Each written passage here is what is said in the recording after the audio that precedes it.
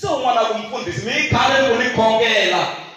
Ndikale ndikorabela mara uko chicha chitu chilona hanga. Ndikale mzima apinduli. Okay. Mwina mikhongelela 5 rooms. Se xikwembu xilangu saku 5 room leyi u yi lavaka. Wena una yini sweswi? Xi kuma ku una 1 room. Se xi kuma ku na 1 room leyi a wu koti na ku yi cleana.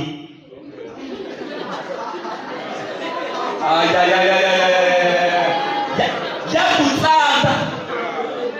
Se xi ku no, a nge se fita ku nyikiwa 5 rooms. Because swi ta va worse.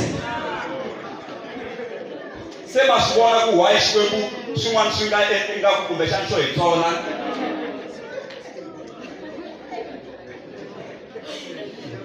Laha ku salongele kusuhi na yo ku waka wa hi kota room liya ya wena ku yi cleana.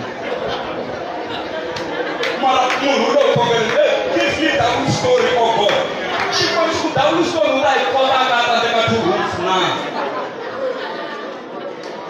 Loko no n'wi nyika that story laha hi lavaka byanyi byi ta mila ku ngheniwa va ta bata na tinjiya va ka va ngheniwa laha ndlwini hi mhaka ya ku wa tsandzeka munhu loyi a nge se lungha. Okay, mo ni nyika xikombiso lexiwani. Hi loyi n'wana wa 5 years wa ni rilela u ri ni xavele ni foni ya 10,000 rand. Mi nga iPhone mi nga n'wi xavela n'wi wa 5 years. Why mi nga n'wi xaveli mangzona? Why mi nga n'wi xaveli? A nge swi koti ku yi maintaina ene wa ha ri ntsongo, a nge swi koti ku yi hlayisa. Se na swikhongelo swa hina swi fanele swi hlamuriwile. Se xikwembu loko xi hi langusa ximoyeni xi kuma ku ha ri vatsongo.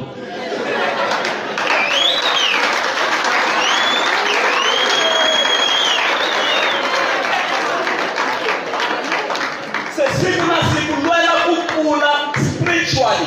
Ku na leswi u swi kombelaka swi fambelana na growth ya wena. Your spiritual growth matters a lot. It's crucial to grow. That is essential. Look here. There is no challenge that is more challenging than the challenge to improve yourself. There is no challenge.